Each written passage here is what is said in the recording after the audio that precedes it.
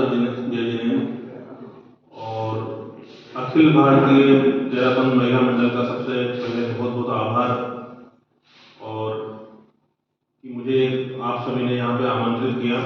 जो आज हमारे समाज की सबसे बड़ी बीमारी है कैंसर, उससे लड़ने के लिए हमें यहाँ पे आज हम सब इकट्ठा हुए हैं, जागरूक होने के लिए इकट्ठा हुए हैं। और मंच पर उपस्थित हमारे देहरादून के आचार्य श्री महाशरमण जी की सुशिष्या शासन श्री साध्वी श्री धनश्री जी एवं सहवती साध्वी जी का मैं बहुत बहुत सादर वंदन करता हूँ, सादर चरण स्पर्श करता हूँ कि उनका सानिध्य हमें प्राप्त हो रहा है। जैसा कि आज हम सबको पता है कि वर्ल्ड कैंसर दिवस है। वर्ल्ड कैंसर दिवस काफ़ी सालों से हम लोग मनाते आते हैं और हर साल पूरे विश्व में हर अस्पताल वर्ल्ड कैंसर डे को मनाता है और हर साल एक थीम दी जाती है WHO के द्वारा, जो हमारी स्वास्थ्य संगठन है। इस साल उसकी थीम है क्लोज द केयर गैप। इसका मतलब होता है कि समाज का हर तबका, चाहे छोटा हो चाहे बड़ा हो चाहे गरीब हो, उसको कैंसर का इलाज मिलना चाहिए और हर इंसान को कैंसर की बीमारी के बारे में बेसिक जानकारी उपलब्ध होना चाहिए और किस तरह से हम उससे बच सकें, खाने पीने में क्या लाइफस्टाइल जीवन शैली में बदलाव कर सकें और किस तरह से हम पहले ही अवेयर हो गए, किस तरह से हमें टीकाकरण करना चाहिए, किस तरह से छोटे बच्चों को, बच्चियों को, बालिकाओं को, महिलाओं को जांच करानी चाहिए, ये सब चीजें हम अवेयर हो सकते हैं। तो हम शुरुआत करेंगे सबसे पहले कि वर्ल्ड कैंसर दिवस पर आप सभी को पता होगा कि काफी सारी हमारे यहाँ पे सेलिब्रिटीज हैं जिनको हम एक्टर बोलते हैं, एक्ट्रेस बोलते हैं, जो वर्तमान में इस बीमारी से ग्रसित हैं और कैंसर की जंग उन्होंने कैंसर के इलाज को लेते हुए पूरी की है और आज स्वस्थ रूप से अपनी जिंदगी जी रहे हैं। तो सबसे पहले हम जो फीमेल्स में कैंसर है उसके बारे में बात करने जा रहे हैं। सोनाली बेंद्रे, आप सभी को पता होगा, ये हमारे यहाँ की टीवी एक्ट्रेस है, मूवी में भी काफी काम करती हैं। इनको भी कैंसर था और इनका ट्रीटमेंट चला और आज ये पूरा अपना जीवन जी रही है। मनीषा कोइराला, इनको भी ब्रेस्ट कैंसर हुआ था और आज ये बिल्कुल स्वस्थ है। तीसरे नंबर पे है हमारे यहाँ पे किरण खेर, जिसको सभी जानते हैं, टीवी शोज में काफी आती है। इनको भी ब्लड कैंसर था और आज ये बिल्कुल स्वस्थ है। महिमा चौधरी, इनको भी सभी जानते हैं, ये भी आज कैंसर के इलाज लेके स्वस्थ है। संजय दत्त, इनको भी लंग कैंसर है, इनको इम्यूनोथेरेपी लग रही है। चौथी स्टेज का लंग कैंसर है, पिछले 3 साल से स्वस्थ हैं, कई मूवीज में काम भी कर रहे हैं।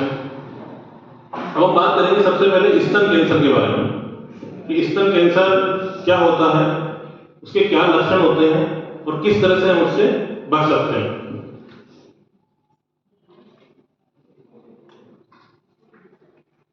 तो भारत में जो ब्रेस्ट कैंसर के आंकड़े हैं, वो भारत में ब्रेस्ट कैंसर सबसे ज्यादा पाया जाता है।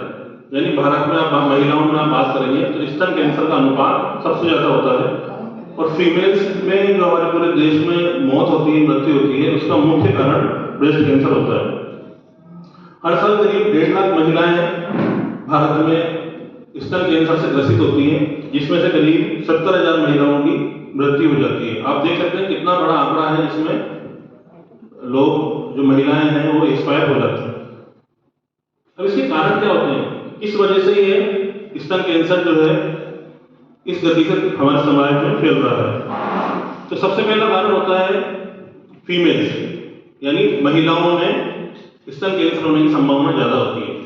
आज अगर मेरे पास 100 मरीज आते हैं, उसमें से अगर स्तन कैंसर की बात करें तो 90 महिलाएं होती है और 10 पुरुष होते हैं। आपको जानकर हैरानी होगी, पुरुषों में भी स्तन कैंसर होता है। तो मुख्य रूप से जो फीमेल्स हैं उनमें सबसे ज्यादा स्तन कैंसर होता है। पारिवारिक हिस्ट्री, अगर मां को कैंसर है, आपकी बहन को कैंसर है स्तन कैंसर का, तो 60% चांसेज होते हैं कि आप फीमेल कैंसर से, ब्रेस्ट कैंसर से ग्रसित हो सकती हैं। इसके हमारे पास कई टेस्ट उपलब्ध हैं जिससे हम पता लगा लेते हैं कि आपको कितने % चांसेज हैं कि आप इस बीमारी से ग्रसित हो सकते हैं। इसका तीसरा कारण है जल्दी महीना आना, यानी अगर छोटी बच्ची है उसका अगर 11 साल 10 साल में अगर महीने की शुरुआत हो जाती है तो भी वो स्तन कैंसर होने की संभावना उसमें बढ़ जाती है। 55 साल के बाद अगर महावारी जाती है, मेनोपॉज जाता है, तो भी वो स्तन कैंसर का एक लक्षण, एक कारण बन सकता है। जो महिलाएं मोटी होती है, ओबेसिटी जितनी होती है, जिनमें मोटापा होता है, जो एक्सरसाइज बिल्कुल नहीं करती है, शारीरिक निष्क्रियता होती है, उनमें भी स्तन कैंसर होने की संभावना बढ़ जाती है। मॉडर्नाइजेशन जैसे जैसे हम पाश्चात्य संस्कृति को फॉलो करते जा रहे हैं, उसमें हम देख रहे हैं कि समाज में, हमारे समाज में भी शराब का सेवन काफी तेजी से बढ़ता जा रहा है। पहले आमतौर पर पुरुष इसका सेवन करते थे, मेल्स इसका सेवन कर सकते थे, लेकिन अब आप मेट्रो सिटीज देखेंगी, दिल्ली मुंबई देखेंगी, इवन हमारे कोटा में भी आप कई पार्टीज में देखने को मिलेगा आपको कि फीमेल्स भी शराब का सेवन कर रही हैं। ये भी एक मुख्य कारण है स्तन कैंसर होने का। इसी क्रम में धूम्रपान भी स्तन कैंसर होने का एक मुख्य कारण है। एक सिगरेट 70 से ज्यादा केमिकल रिलीज करती है जो कैंसर होने का कारण बन सकते हैं। और कई व्यक्ति बोलते हैं साहब हम तंबाकू हम छोड़ चुके हैं, सिगरेट हम छोड़ चुके हैं, बीड़ी हम छोड़ चुके हैं, लेकिन आपको मैं बताना चाहूंगा कि सिगरेट छोड़ने के, तंबाकू छोड़ने के 5 साल बाद तक कैंसर बीमारी होने का खतरा आपके शरीर में बना रहता है। हम देखते हैं कि हमारे समाज में आगे बढ़ने की होड़ में, कॉमर्शलाइजेशन की होड़ में, कैरियर बनाने की आपाधापी में काफी लेट शादी होती है। 30 साल, 28 साल, 31 साल, 32 साल की बालिकाओं की शादी नहीं होती है, और उनके जो बच्चे जो उनका जन्म होता है वो 35 साल, 36 साल, 38 साल की उम्र में होता है। वो भी एक स्तन कैंसर होने का मुख्य कारण बन सकता है। इसी क्रम में जैसे मैंने बताया कि मोटापा कई कैंसरों को जन्म देता है। तो अगर आप हाई फैटी फूड खाते हैं, ज्यादा तेल से बनी हुई चीजें, ज्यादा घी से बनी हुई चीजें, डेली आपकी डाइट में, डेली आपके खाने में अगर अधिक तेल और घी की सब्जी, घी की या कोई भी प्रोडक्ट आप काम में लेते हैं, तो भी आप कई कैंसर से ग्रसित होने की संभावना से ग्रसित हो जाते हैं। जो महिलाएं गर्भ निरोधक दवाओं का लंबे समय तक सेवन करती है, बिना चिकित्सकीय परामर्श के, बिना डॉक्टर के एडवाइस से लंबे समय तक आप गर्भ निरोधक दवाओं का सेवन करेंगी, तो भी ब्रेस्ट कैंसर होने की संभावना बढ़ जाती है।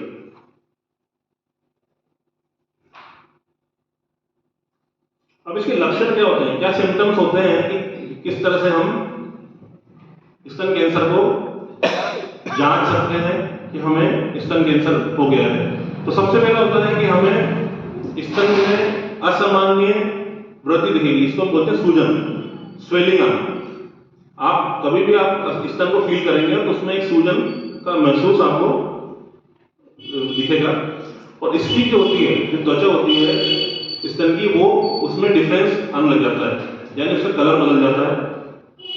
और अगर ज्यादा कैंसर बढ़ जाता है तो उसमें से ब्लीडिंग आने लगती है, रक्त का स्राव होने लगता है। जैसा कि आप देख रहे हैं कि ये स्तन में गांठ या सूजन आपको महसूस दिखेगी।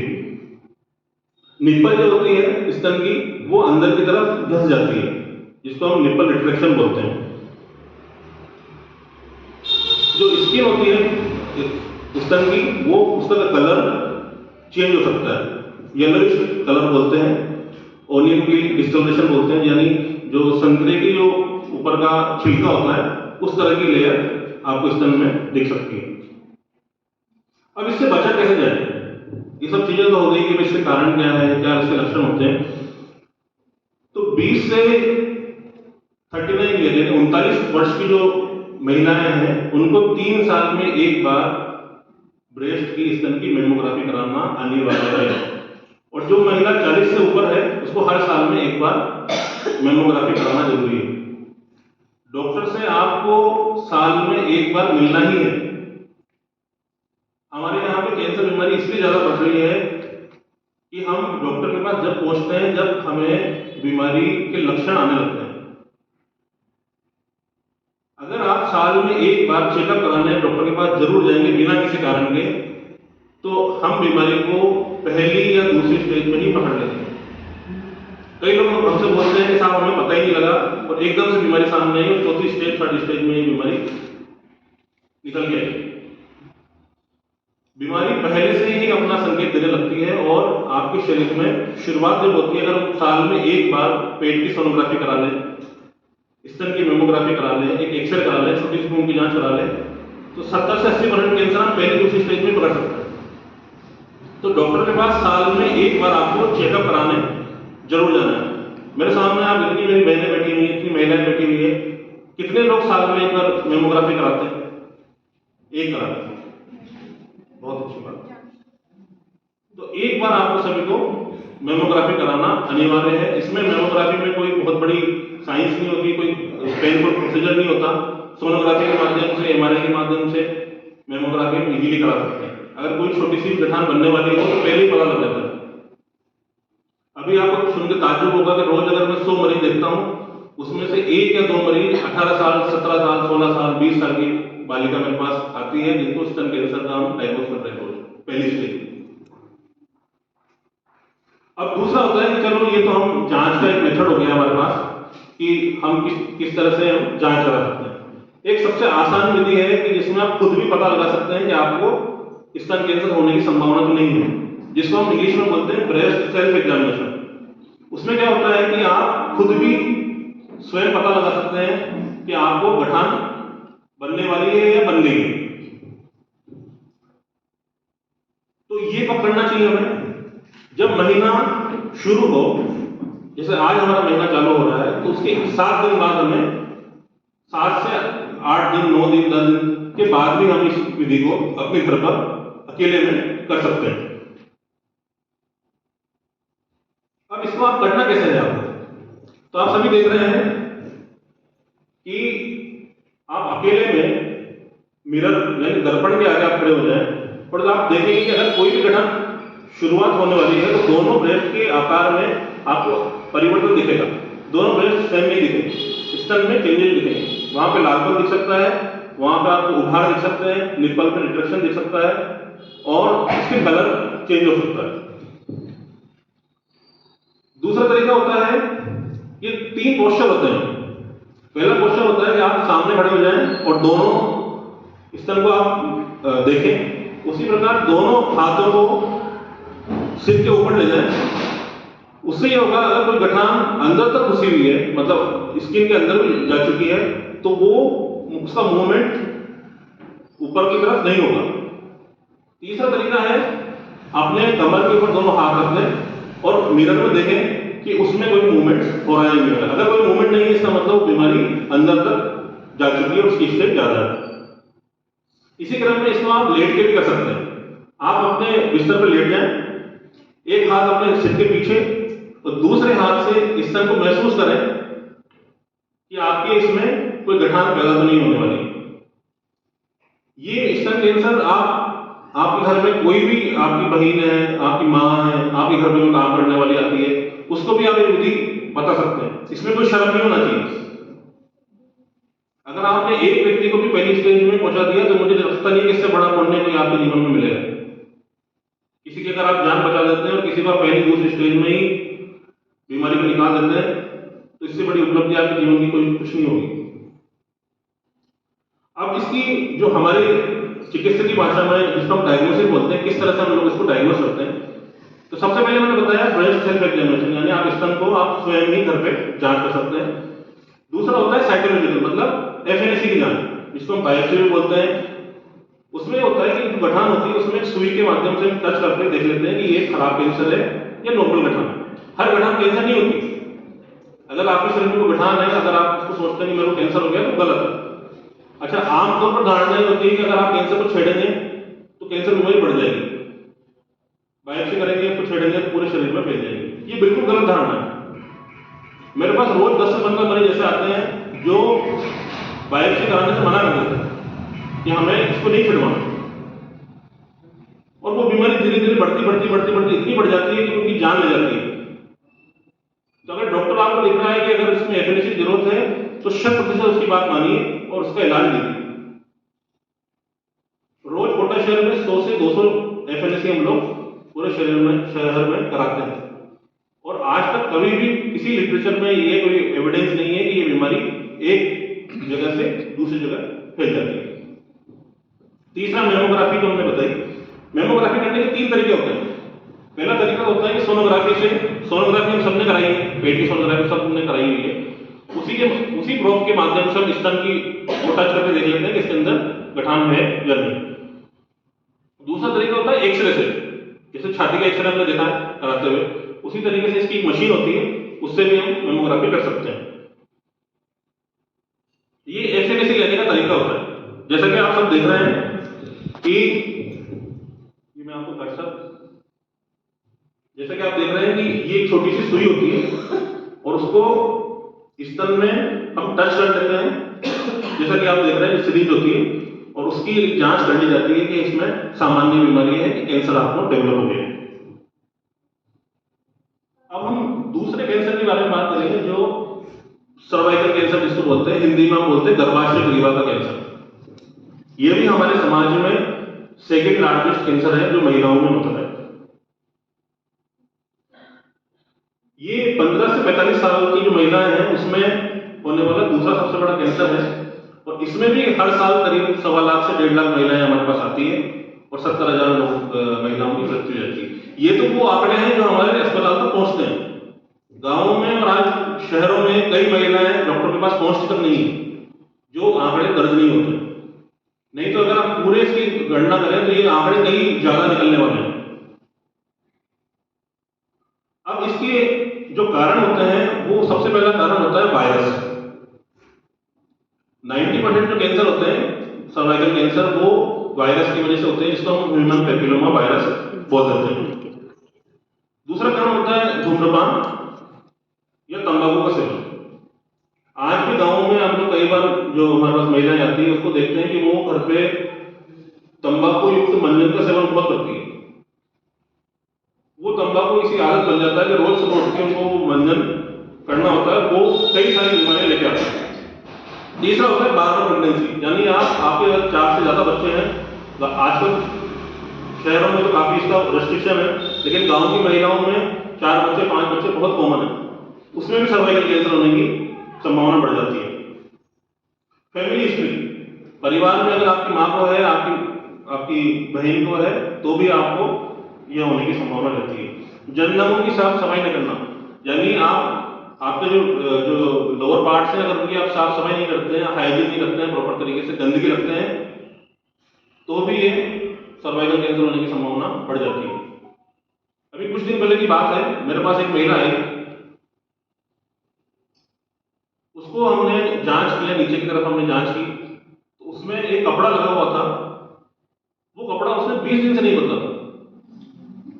और नीचे इतनी बड़ी गठान उसके शरीर में थी। उसके पति से हमने बात की कि भाई इसको इतनी तकलीफ है, अब तक मैंने इसका इलाज नहीं लिया, तो वो बोलता है कि साहब जो आप छोटी मोटी दवाई लिख दो, अगर ये जाएगी तो चली जाएगी, मैं तो दूसरी शादी कर दूंगा। तो आज भी हमारे समाज में, गांव में इतनी अशिक्षा है और जागरूकता की इतनी कमी है, जबकि सरकार द्वारा सैनिटरी जो पैड है वो बिल्कुल निःशुल्क उपलब्ध है और उसका कोई खास खर्चा लगता नहीं। अब इसके लक्षण क्या होते हैं, कि क्या क्या लक्षण हमें सर्वाइकल कैंसर के देखने को मिलते हैं? तो सबसे पहले होता है ब्लीडिंग, नीचे के रास्ते से आपको जो महामारी है वो काफी ज्यादा आती है। पेट के निचले हिस्से में दर्द होता है, सफेद पानी का आना, सफेद बदबूदार पानी का आना भी इसका एक लक्षण होता है। पेशाब करने में दर्द और जलन का महसूस होना।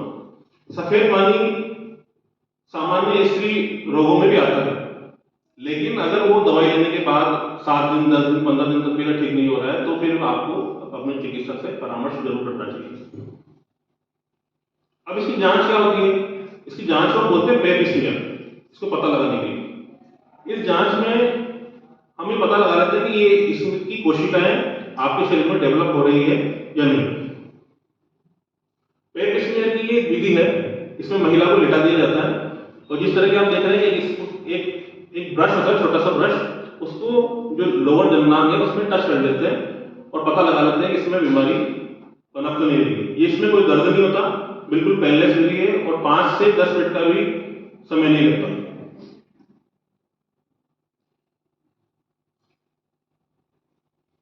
इसी क्रम में हम बात करेंगे इसके टीके के बारे में। सर्वाइकल कैंसर वैक्सीन का जो टीका है हमारे समाज में, हमारे मेडिकल में उपलब्ध हो चुका है।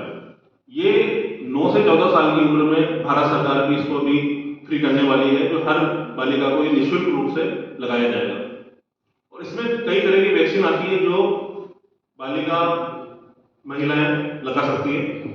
इसमें जो वैक्सीन आती है, इसको एक तरह की वैक्सीन है गार्डासिल 9, ये एक वैक्सीन का टाइप है, टीके का टाइप है, जिसको 9 से 45 साल की महिला 3 डोज में लगा सकती है। यानी आज आपने वैक्सीन लगाई तो आज 2 महीने बाद और फिर 6 महीने में 3 बार आपको ये लगानी है।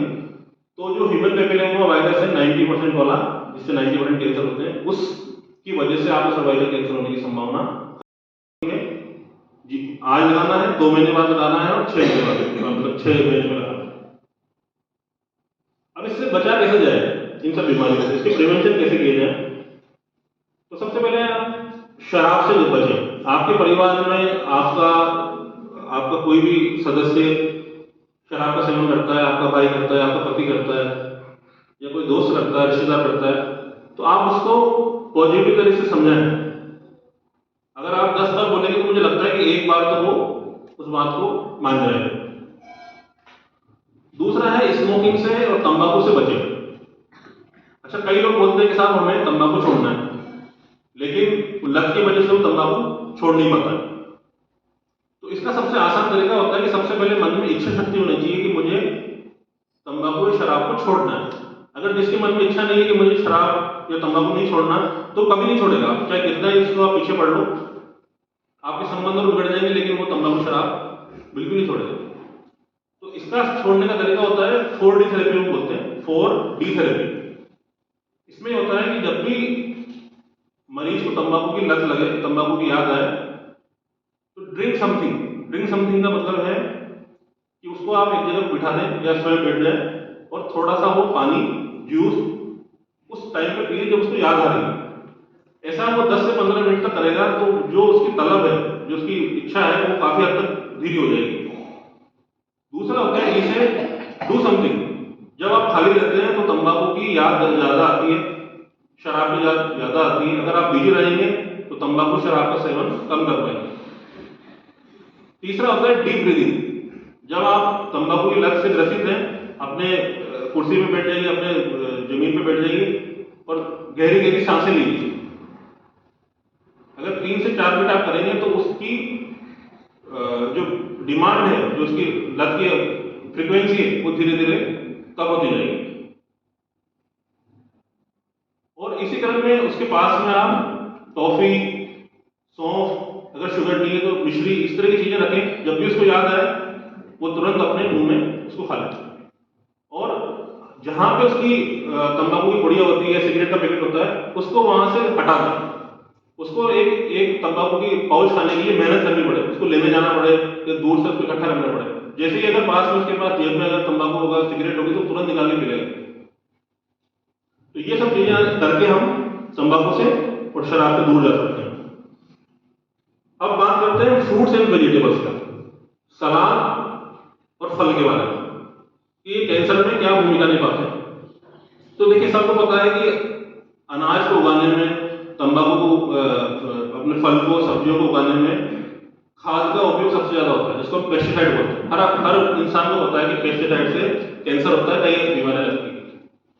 तो जो भी फूड आप घर में लाते हैं, सब्जी लाते हैं, फल लाते हैं, उसको आप 5 से 10 मिनट गुनगुने पानी में रखें और एक साफ कपड़े से उसको पहले साफ करें, पोंछ लें, उसके बाद उसको काम में लें। दूसरा होता है कि आपकी जो डाइट है, आप लंच लेते हैं, सुबह का भोजन लेते हैं, शाम का डिनर लेते हैं, उसमें आप ये निश्चित कर लें कि आपको खाने का 25% या 30% हिस्सा सब्जी में और फल में जरूर रखना है। चाहे आप सलाद लें, चाहे आप फल लें, सब्जी की मात्रा को बढ़ाएं। इससे क्या होता है कि एंटीऑक्सीडेंट बढ़ जाता है हमारे शरीर में, और कई सारी बीमारियां लगने की जो अवस्था है उसको वो कम करता हुआ चला जाता है। अगर आपके पास खेती है या आपके पास ऐसे संसाधन है कि आप स्वयं उगा सकते हैं, तो छोटे से हिस्से में सब्जियों को और फल को उगाने की कोशिश करें, जिसमें जैविक खाद का उपयोग किया जाता हो, गोबर खाद का उपयोग किया जाता हो। तो उससे आप कई बीमारियों से दूर हो सकते हैं। अगर महिला जिसके बच्चे हैं और वो अगर स्तनपान नहीं कराती है, ब्रेस्ट फीडिंग नहीं कराती है, उसको भी ब्रेस्ट कैंसर होने की संभावना बढ़ जाती है। तो आप स्तनपान जरूर कराएं। 6 महीने तक हम लोग बोलते हैं कि महिलाओं को, बच्चे को एक्सक्लूसिवली सिर्फ दूध पान, स्तनपान कराना चाहिए। लेकिन शहर में काम की दौड़ में कई महिलाएं, कई बालिकाएं अपने बच्चे को पूरी तरीके से दूध, स्तनपान नहीं करा पाती, वो भी कैंसर बनने का एक मुख्य कारण बन सकता है। वजन, जैसा कि मैंने बताया, मोटापा कई सारी बीमारियों को लेके आता है, कई सारे कैंसर को लेके आता है। मोटापे से बीपी बढ़ता है, शुगर होती है, कैंसर आता है, हार्ट की बीमारी बढ़ जाती है। तो आप डेली 30 से 45 मिनट एक्सरसाइज जरूर करें। अगर आप बाहर नहीं जा सकते, जिम नहीं जा सकते, तो आप पार्क में जाएं, घर में ही आप अपने एक जगह बैठ के कई सारी छोटी छोटी एक्सरसाइज कर सकते हैं। अगर परिवार में कैंसर हुआ है तो चिकित्सक से जरूर परामर्श लें, डॉक्टर से जरूर मिलें। साल में एक बार अपनी जांच जरूर कराएं। साल में एक बार हर महिलाओं को मेमोग्राफी कराना बिल्कुल जरूरी है। गर्भ निरोधक में कोई दवाई का सेवन करता है तो भी वो चिकित्सक की परामर्श से ले, और जितना हो सके इससे बचें। जैसे कि मैंने बताया, डाइट का आप सेवन करें। इसी क्रम में डाइट को भी आपको बदल बदल के लेना है। अगर आप एक ही तरह की डाइट खाएंगे तो भी वो काफी नुकसानदायक हो सकती है। जैसे कि आपकी डाइट में दाल को भी चेंज करना है, सब्जियों को भी चेंज करना है। जैसे आपकी जो चपाती होती है, जो रोटी होती है, उसके आटे को भी आपको डिफरेंस रूप से बदलना है। मिक्स आटा ले सकते हैं, बाजरे का आटा ले सकते हैं, मक्के का आटा ले सकते हैं। एक ही तरह की चपाती को आप कंजम्पशन नहीं करना है, क्योंकि इनमें फाइबर ज्यादा होता है। जितना ज्यादा फाइबर आपके शरीर में जाएगा, उतना ज्यादा आपके आंत का कैंसर और आंत की समस्या होने की समस्या कम होगी। फैटी फूड से बचें, ऑयली फूड से बचें। जितना जंक फूड हम देखते हैं आज के जमाने में, उससे दूर रहें। जैसे कि मैंने बताया, हाई फाइबर फूड, जो हाई फाइबर वाले जो फूड होते हैं, जैसे जो हमारे बादाम होती है, उसमें फाइबर ज्यादा होता है। यानी फाइबर का मतलब हो गया रेशा, मतलब जिससे आपकी आंत और आपका डाइजेस्टिव सिस्टम क्लीन होता है। इनका सेवन आपको सबसे ज्यादा करना है। बदल बदल के दालें, पास जिनको बोलते हैं, वो अपने खाने में लेनी है। अनाज को बदल बदल के लेना है। तनाव मुक्त जीवन जी, आप सब अध्यात्म से जुड़े हुए हैं, आप सब लोग गुरु माँ से जुड़े हुए हैं, तो रोज कम से कम 30 से 45 मिनट मेडिटेशन जरूर करें। अपने स्थान पर बैठ जाएं और आंख बंद करके, जो भी आप जिस भी भगवान को मानते हैं, जिसको भी करते हैं, तो आप अपनी जगह पर बैठ के 30 मिनट आंखें बंद करके मेडिटेशन जरूर करना चाहिए, जिससे काफी सारे तनाव से आप मुक्त होते हैं। हाई बीपी, ब्लड प्रेशर हर घर में है। हर इंसान को कभी ना कभी ब्लड प्रेशर होता ही है। तो हाई बीपी से बचें। अगर ब्लड प्रेशर आपको रहता है तो हर 3 से 4 दिन में बीपी नापाएं और डॉक्टर से सलाह लेकर बीपी की दवाई शुरू करें।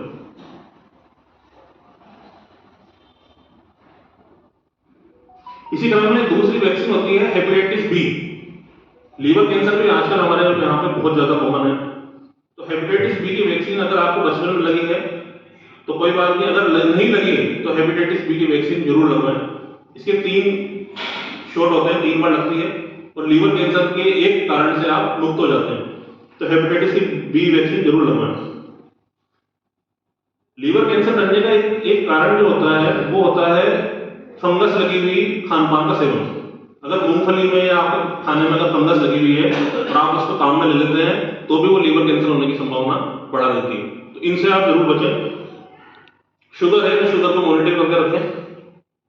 तनाव मुक्त जीवन जिए। जितना आप तनाव से ग्रसित रहेंगे, जितना आप घर की आपाधापी में, पारिवारिक समस्याओं में जुड़े रहेंगे, कई सारी बीमारियों को आप जन्म देंगे। अब आता है कैंसर का ट्रीटमेंट। कि सब हमने सुन लिया कि भाई ये कारण है, ये बचाव है, ये लक्षण है। अब साहब इससे ट्रीटमेंट क्या क्या कर सकते हैं, क्या क्या मॉडलिटी हमारे पास उपलब्ध होती है। तो सबसे पहला उपचार होता है सर्जरी। ऑपरेशन के माध्यम से गठान को हम बाहर निकाल देते हैं। पहली दूसरी स्टेज है तो आसानी से बाहर निकल जाती है। अगर लास्ट स्टेज है, एडवांस स्टेज है, तो पहले इसमें कीमोथेरेपी दी जाती है। कई लोग कीमोथेरेपी, इम्यूनोथेरेपी से बहुत डरते हैं कि साहब कीमोथेरेपी से जो है शरीर में आग लग जाती है और कीमोथेरेपी कीमोथेरेपी से पूरे शरीर में जलन पैदा होती है, तो ये पूरी तरह से बात सही नहीं है। कीमोथेरेपी देने का तरीका होता है कि जिस तरह से आपने देखा होगा अस्पताल में ड्रिप दी जाती है, बोतल लगाई जाती है, उसी प्रकार से कीमोथेरेपी को दिया जाता है। इसमें कोई मशीन नहीं होती, किसी मशीन में लेटना नहीं होता, और इसका जो मुख्य साइड इफेक्ट होता है वो होता है कि कभी कभी आपको उल्टी का मन हो सकता है, बाल झड़ते हैं, जो ब्रेस्ट कैंसर की कीमोथेरेपी मुख्य रूप से होता है। तो ये कुछ टाइम के लिए होता है और कुछ टाइम के बाद धीरे धीरे सब चीजें नॉर्मल होने लगती है। बाल झड़ने की वजह से कई महिलाएं अपना इलाज भी नहीं लेती और कुछ समय में बीमारी बढ़ती बढ़ती इतनी ज्यादा बढ़ जाती है कि उनकी जान चली जाती है। तो मेरा आपसे यही है कि अगर बाल शरीर रहेगा तभी बाल रहेंगे, शरीर चला जाएगा तो बालों में करेंगे क्या? तो इलाज जरूर है। तीसरा क्रम है रेडियोथेरेपी। रेडियोथेरेपी में आप एक मशीन देख रहे हैं, इस तरह से एक मशीन होती है और पेशेंट को इस तरह से लिटा देते हैं और यहाँ से बीम्स निकलती है, किरणें निकलती है, जिनको वो हमें दिखती नहीं है। इसमें कोई जलन पैदा नहीं होती, इसमें कोई आग नहीं लगती। जिससे सीटी स्कैन होती है उसी तरीके की मशीन होती है जिससे हम रेडिएशन देते हैं और जहां पे बीमारी है उसको खत्म कर दिया जाता है। तीसरा होता है पैलेटिव केयर। पैलेटिव केयर का मतलब होता है कि कोई मरीज हमारे पास लास्ट स्टेज में आ रहा है, चौथी स्टेज में आ रहा है और उस बीमारी को हम ठीक नहीं कर सकते। हमें पता है कि इस पूरे शरीर में बीमारी फैल चुकी है और इसको कीमोथेरेपी, रेडियोथेरेपी, ऑपरेशन से संभव नहीं है। इसके पास कुछ महीने का समय है या कुछ दिन का समय है। तो उस अवस्था में उसकी क्वालिटी ऑफ लाइफ, यानी जीवन जीने की जो गुणवत्ता है, उसको हम बढ़ा देते हैं। यानी कि अगर उसके शरीर में दर्द है तो दर्द की दवाई चालू कर दी जाती है, उल्टी होती है तो उल्टी की दवाई चालू कर दी जाती है, सांस लेने में तकलीफ है तो सांस लेने की दवाई चालू कर दी जाती है। उसका जो जीवन है उसको सरल बना दिया जाता है ताकि उसके बाद जितना भी समय बचा है वो आसानी से निकाल सके। आप सभी का बहुत बहुत धन्यवाद। अब मैं चाहूंगा कि आप सभी के मन में जो भी सवाल है वो मेरे से जरूर पूछें। इसमें कोई शर्म की बात नहीं होनी चाहिए और हर व्यक्ति के मन में कैंसर के प्रति कोई ना कोई सवाल जरूर होता है। तो मैं चाहूंगा कि आप जो भी आपके मन में सवाल है वो मेरे से बिल्कुल पूछ सकते हैं। जी पूछिए।